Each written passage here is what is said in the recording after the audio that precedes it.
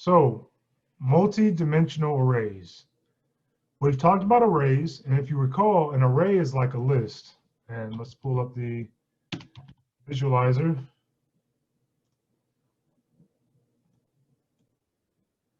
So, if you recall, it's like a list. Let's say int numbers equals new int, size 5. And I'm going to say numbers at index 0 equals a random number. Numbers at index 1 equals another random number. Those aren't very random. Numbers at index 2, let's actually try a random number. Numbers at index 3.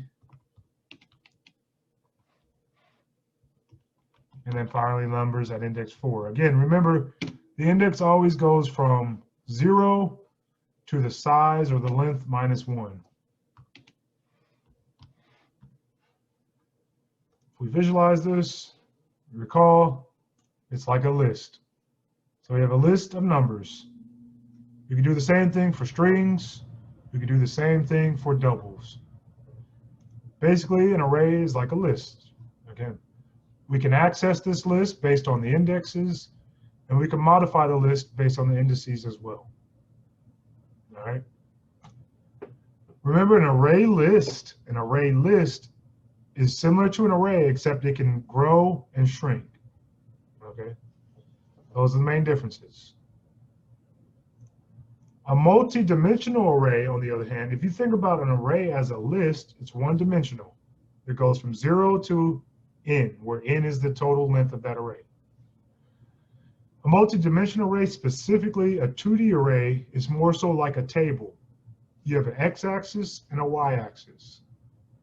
You have rows and you have columns. Okay? And it's an array that contains other arrays. All right? So, if this is a typical array, an array list, on the other hand, is very similar to this. So we do double braces. That tells that it's going to be a two-dimensional array. Right now, I'm making it 5 by 5. So if I have 5 rows by 5 columns, can anybody tell me how many individual cells I'll have? 25. 25, exactly. So I have 5 rows by 5 columns. And if we visualize this, if you recall, a two-dimensional array is an array of arrays. So each index in our first array points to another array. Each index points to another array. Each index points to another array. So here's our numbers variable. It points to an array in memory. Each index inside this array that it points to another one, right? Each one of these being size 5. Right? Now that is the actual representation of an array. I'm sorry, a 2D array.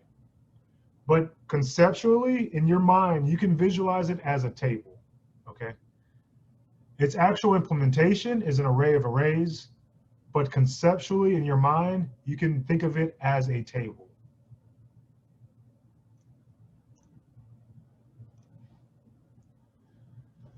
We talked about one-dimensional arrays.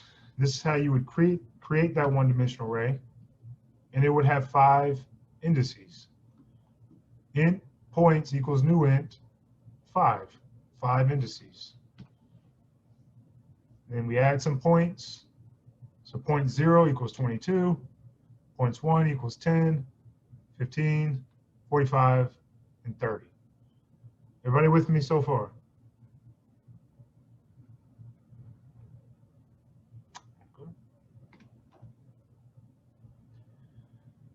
Again, we can calculate the scoring average, right? We just sum up all of these points, divide it by 5. We can find the highest point. We iterate through this array and find out which one is the biggest number, basically. We can find the lowest point scored. We iterate through the array and find the lowest number. But what if we want to record the scoring of 4 more players, right? We could create 4 more arrays, 1 for each player, or we could use a 2D array, where each row would represent a different player. Everybody with me? So instead of creating 5 individual arrays, we would just have one 2-dimensional array where each row represents a player. Okay? Are you with me?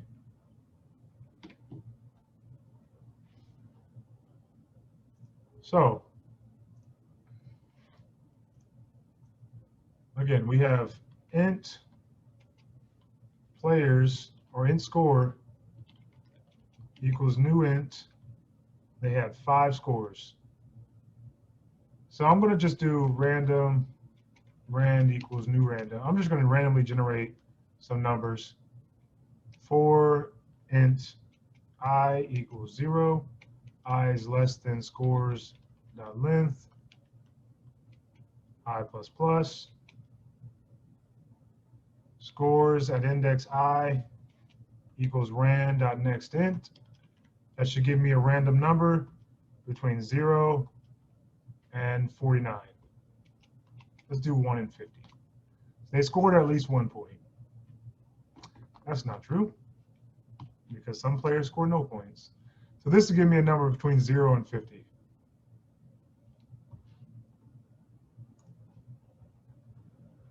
Import java.util.random.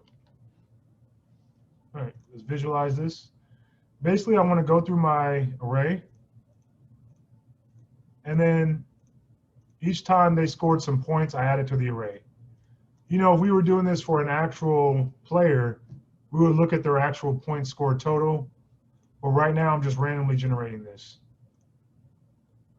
So this player scored 2 points in game 1, 46 the next game, 14 in the next game, 38 and 36. Right? Not bad. So that was their point totals. So now if we had, let's say we have 4 more players we want to track. We could call this player 1, player 1, player 1.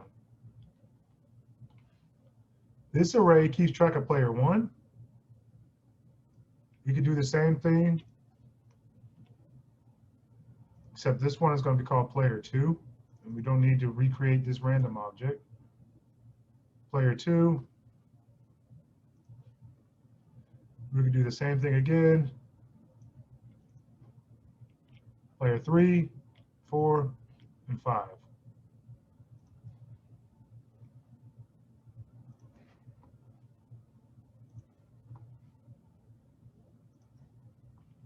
All right, we want to keep track of 5 different players, so we create an array for each one. We can just as easily do this. We visualize the code. Hopefully it doesn't run out. So player 1, we have an array. We're going to populate it with some numbers. Player 2, we have another array. We're going to populate it with some numbers. Player 3, same thing. Player 4, same thing.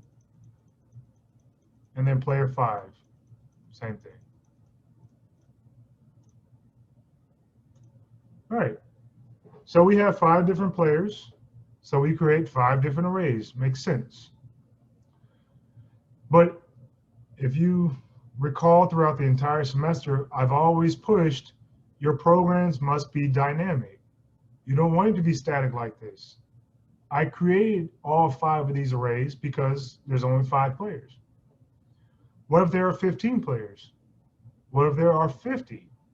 What if there are 100 players? Well, we don't want to write the code for 100 different arrays.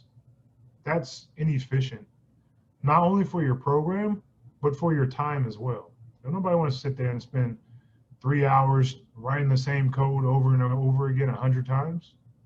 That's boring. So what we would do is, instead of doing this all in individual arrays, we would just create a two-dimensional array and populate it that way.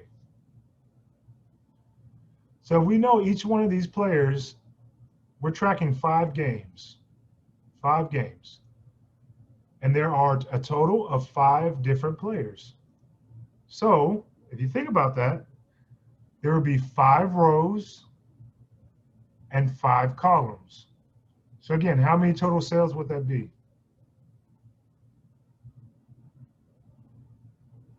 It's 25.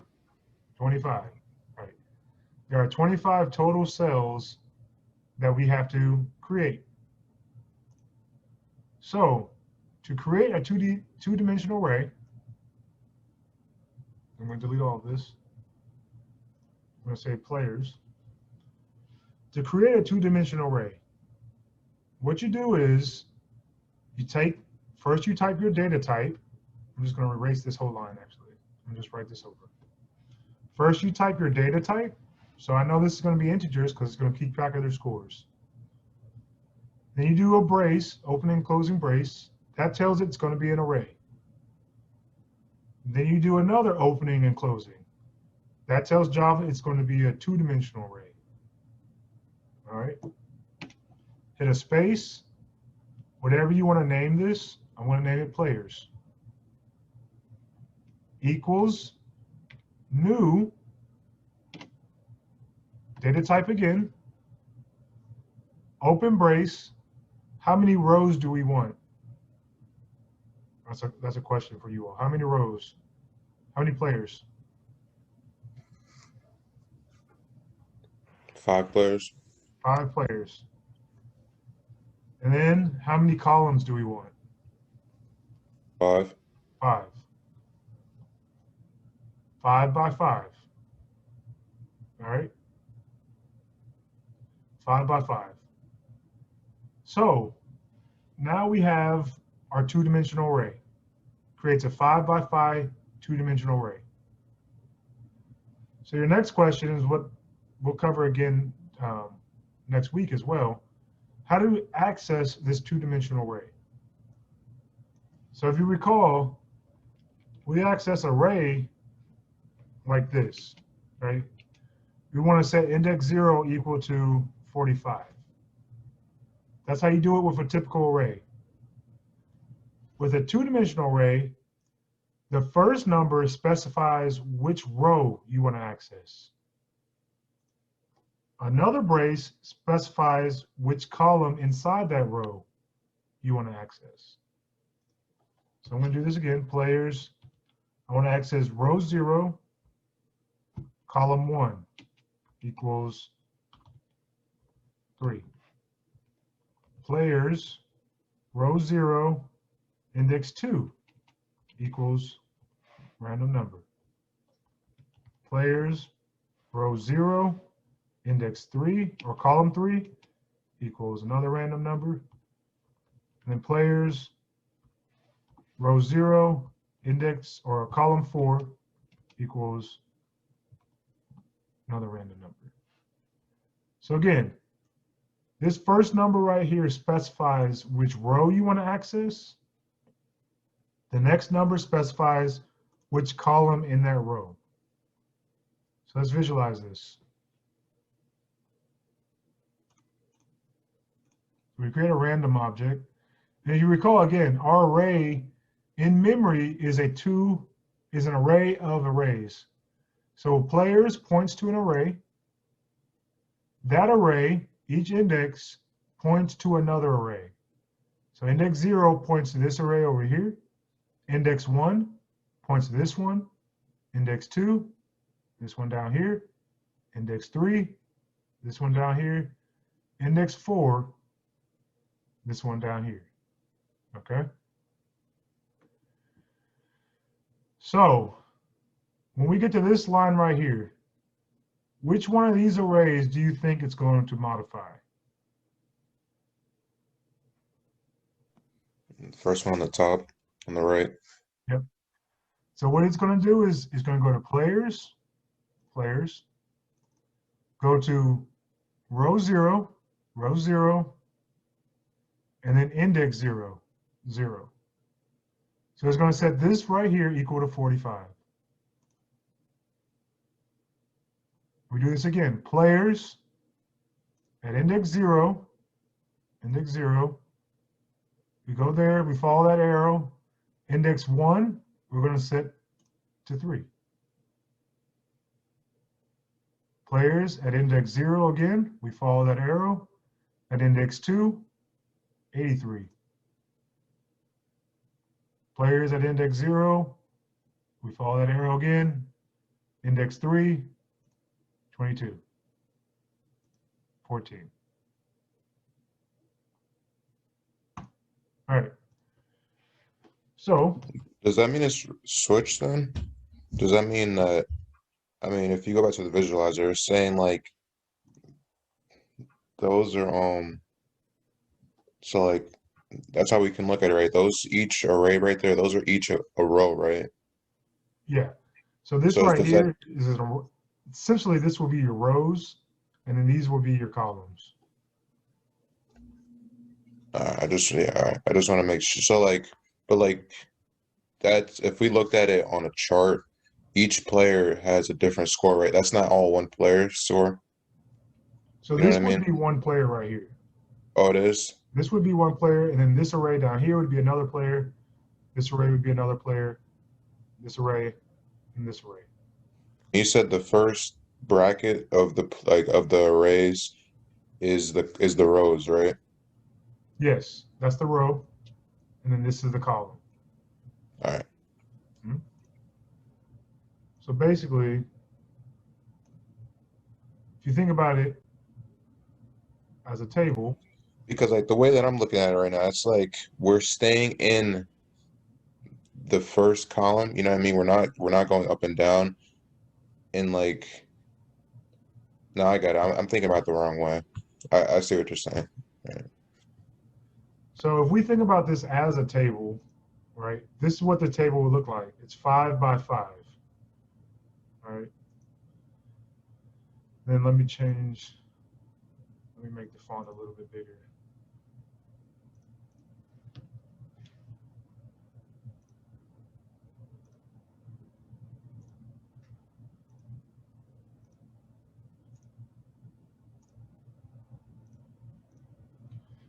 So if we look at this again, a different way of looking at it as compared to the visualizer, we're talking about row 0, index 0. So right here, row 0, index 0 would be 45. And I'm going to change the layout of this table. Give me a second real quick. I'm going to change the table a little bit.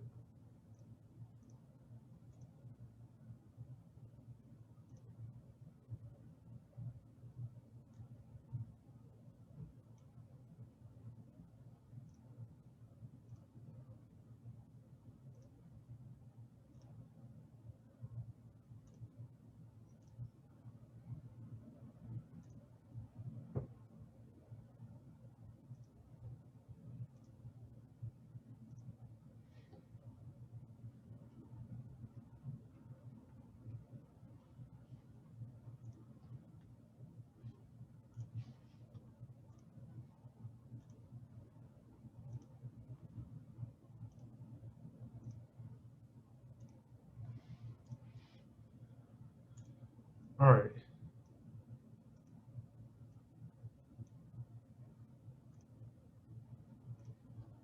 So again, if we look at this as a table, so this says row 0, index column 0. So row 0, column 0, 45. Row 0, column 1, 3. Row 0, column 2, 83. Row 0, column 3, 22. Row 0, column 4, 14.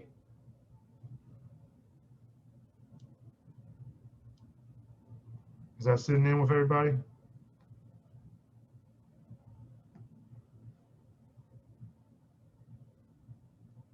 All right. So if we go through this again, players index or 2, 4 equals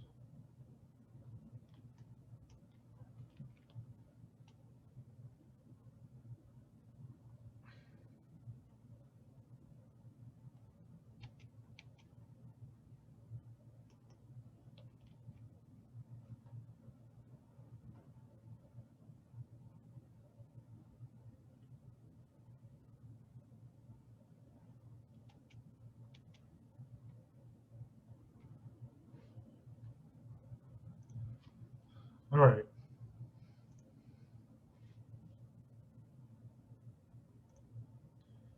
So if we do this, we already did these first 5. All right. So if we do players 2, 4, again, this is the row, this is the column. So players at 2, index 4 would equal 34. Players at row 4, index 2 equals 65. Row 4, index 2, 65. Players index 3, 3, 32. 3, 3, 32.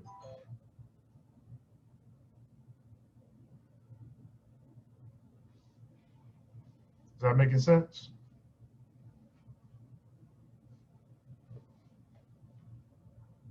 All right. Okay. So now let's generate some random numbers and let's set our indices inside this array equal to that random number. So if you recall, we iterate through an array for int I equals 0. I is less than players.length I plus plus. That's how we iterate through an array, correct? Yes, no, maybe. Yeah. Yeah. So that's how we iterate through an array. And then we normally would say players at index I equals whatever, right? That's just some random stuff. Ran.next int. Okay, that's how we typically would do it.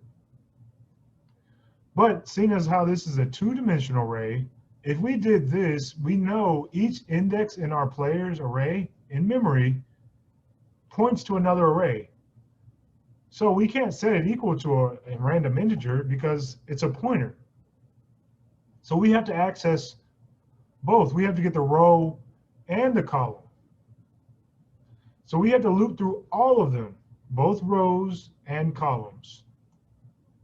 So to loop through a 2-dimensional array, what you want to do is int I, instead of I, let's use row. Int row equals 0.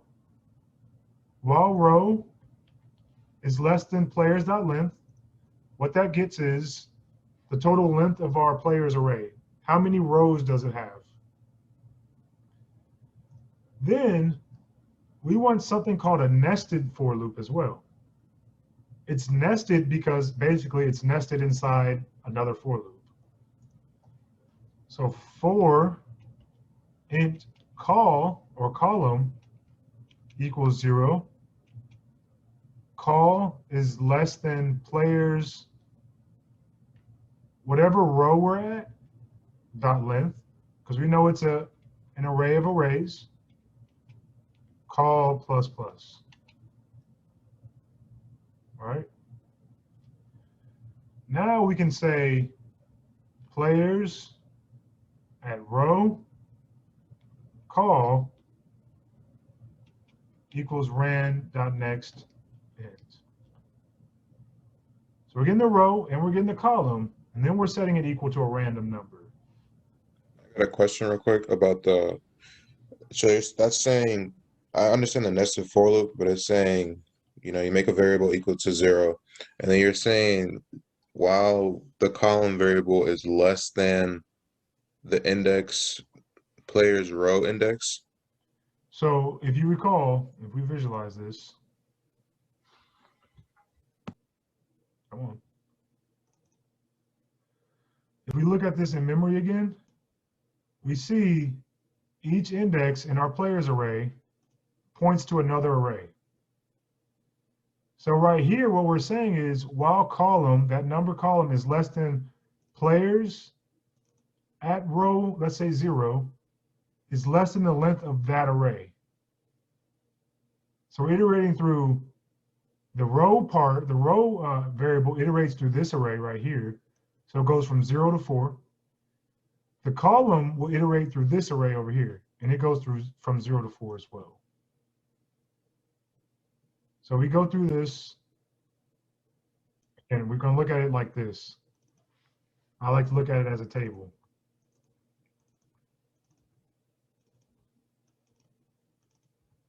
Come on. So we go through it. Row starts off at 0. Column starts off at 0. Generate a random number. Okay, let me redo that. Let's do it between 0 and 25.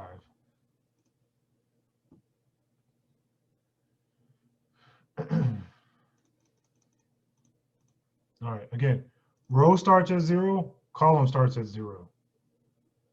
Then we do a random number, 14. Then we set players at row by column equal to 14. So that line right there will change row, players at row 0, column 0 to 14. And then we increment column by 1. So then we would generate another number, 19. Right? Row 0, column 1. Row 0, column 1. So if you don't write that players the row index that length, it's gonna increment the row as well. Or like that's what I was concerned about. Like it would go 0 0 1 1 2 2, right?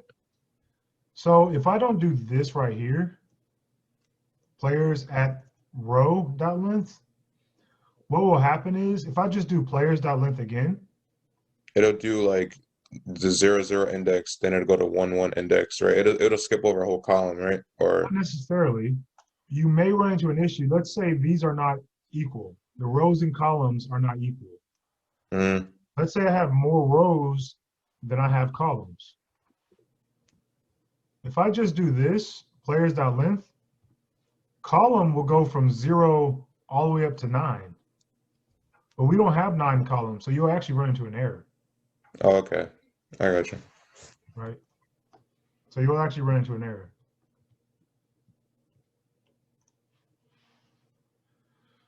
So let's do this again. I'm just gonna repeat this. The first one is a 1. Row 0, column 1, it's a random 1. And then number was 1 again.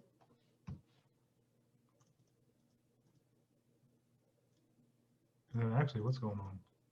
Okay. This one was a 2. Now row 0, column 3, random number was a 9. This time the random number is a 10. And now what happens is column now equals 5. Well, that's no longer less than, that's equal to how many columns we have. So it's actually going to break this loop, go to the first loop, and increment row. So now row equals 1. So now we're on to the next row. Starts column over at 0, and then we go through. Row 1, column 0 equals 23, Jordan year. We go through again. Row 1, column 1 equals 24, RIP Kobe. We go through again. Row 1, column 2, 24 again. Go through again. Row 1, column 3 is a 2. Go through again. Row 1, column 4 is a 9. So this is how you would iterate through your two-dimensional array. And I'm setting each row column equal to a random number. We increment again, column equals 5. That's no longer less than, it doesn't satisfy this condition, so it breaks that loop, goes up to the top one, increments row by 1. Now we're on the second row, or the third row actually. Starts column over again, 18.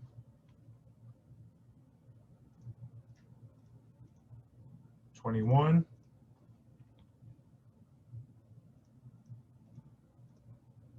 10.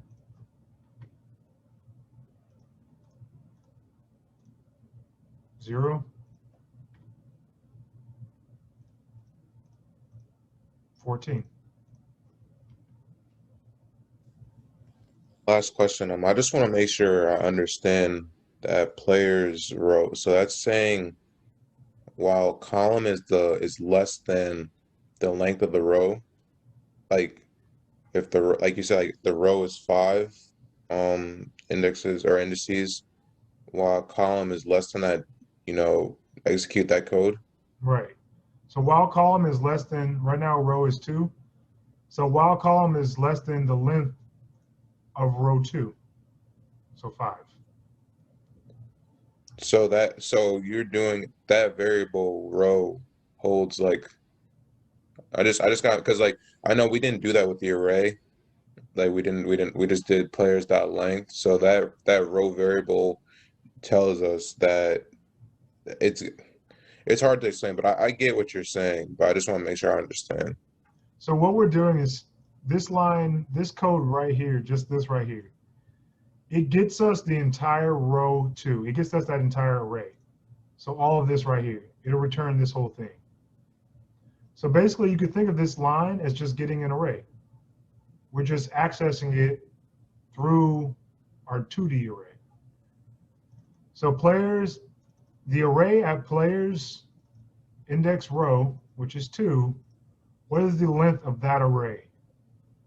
Okay, because you said it points to another array. I got you. All right. Right.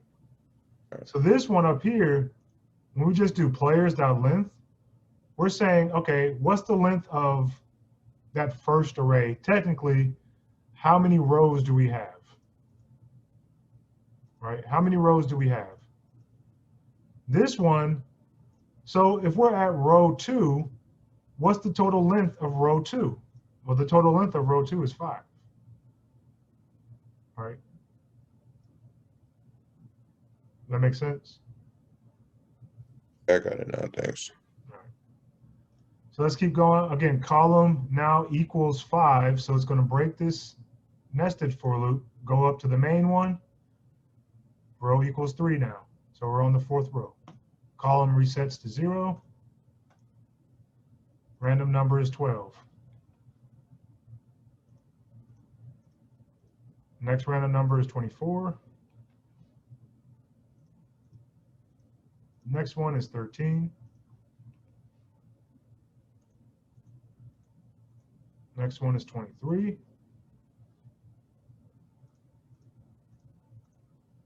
And 22. Again, now column equals 5. That doesn't satisfy this condition anymore, so it breaks that nested loop, goes up to the main for loop, and increments row to 4.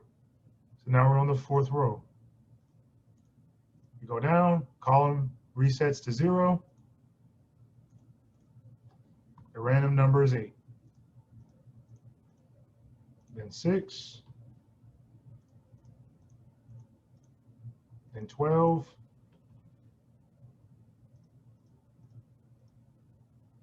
16. Finally 18. Goes back up. Column is incremented to 5. No longer satisfies this condition. It's equal to the length. It's not less than anymore. So it breaks the nested loop. Row is incremented to 5. It equals the length, right? It's no longer less than, so it breaks that for loop, and our program ends.